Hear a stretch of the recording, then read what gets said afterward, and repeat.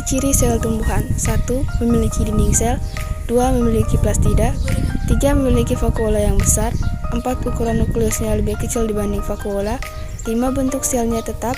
6. Penyimpanan energinya dalam bentuk butiran pati. B. Fungsi sel tumbuhan. Pertama, mengatur semua aktivitas tumbuhan. Kedua, berperan langsung dalam tumbuh kembang tumbuhan. 3. Menyimpan dan membawa sifat genetik tumbuhan. Keempat, menyusun dan menjaga bentuk tubuh tumbuhan. Struktur sel tumbuhan. Secara umum, struktur sel terbagi atas sel eukariotik dan sel prokariotik. Sel tumbuhan tergolong ke dalam sel eukariotik. Sel eukariotik merupakan sel makhluk hidup bernukleus yang dibungkus oleh membran. Ciri-ciri sel eukariotik adalah sitoplasma dan nukleusnya terpisah. Bahan sel berasal di dalam inti sel, memiliki organ seperti badan Golgi, mitokondria, retikulum endoplasma, dan ribosom. D. Bagian-bagian atau organ sel tumbuhan. Yang pertama, dinding sel. Dinding sel tipis dan berlapis-lapis, diselimuti oleh membran sel atau membran plasma. Dibedakan atas dinding sel sekuler dan dinding sel primer. Terdapat plasmodesmata yang menghubungkan antara fotoplasma satu dengan yang lainnya. Fungsinya yakni mencegah sel mengembang melewati batas maksimum, melewati berbagai macam zat untuk kebutuhan sel. Yang kedua, membran sel. Terletak di antara dinding dan isi sel sitoplasma, tersusun dari senyawa kimia lipoprotein, bersifat selektif permeabel, artinya membran sel hanya dapat dimasuki oleh zat atau molekul tertentu saja. Memiliki fungsi diantaranya untuk batas antar sel, melindungi isi sel agar tidak keluar, mengatur keluar masuknya berbagai zat, reseptor dari luar seperti hormon, bahan kimia, rangsangan mekanik, dan rangsangan listrik. Yang ketiga adalah plastida, mengandung DNA ribosom, sejumlah enzim, dan beberapa jenis protein.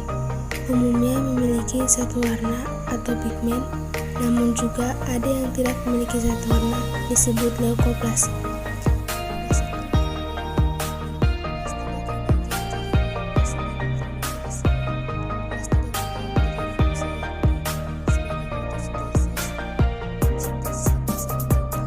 Berdasarkan kandungan pigmennya, plastida terbagi menjadi kloroplas dan kromoplas. Plastida juga memiliki fungsi diantaranya untuk fotosintesis, mensintesiskan asam dan tarpen.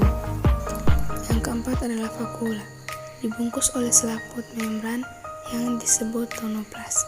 Terdapat beberapa macam senyawa kimia seperti garam mineral, karbohidrat, asam amino, dan antiosin. Semakin tua sel tumbuhan, maka semakin besar vakuola yang dihasilkan. Memiliki fungsi sebagai tempat penyimpan cadangan makanan. 5. Badan Golgi.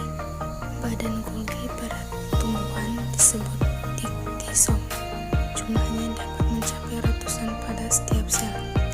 Bentuk seperti kantung pipi yang dibatasi oleh membran. Memiliki fungsi untuk proses sekresi, membentuk dinding sel, menghasilkan lisosom, membentuk akrosom.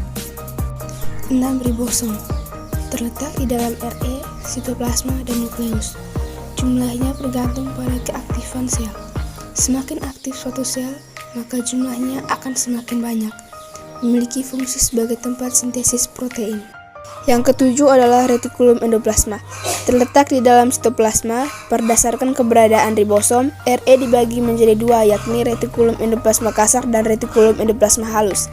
Secara keseluruhan, memiliki fungsi untuk tempat peletakan ribosom dan memperkaya senyawa protein hasil sintesis ribosom. Yang kedelapan adalah mitokondria. Berbentuk lonjong, dibungkus oleh selaput membran yang terdiri dari membran luar dan membran dalam. Jumlahnya bervariasi, tergantung pada tingkat metabolisme.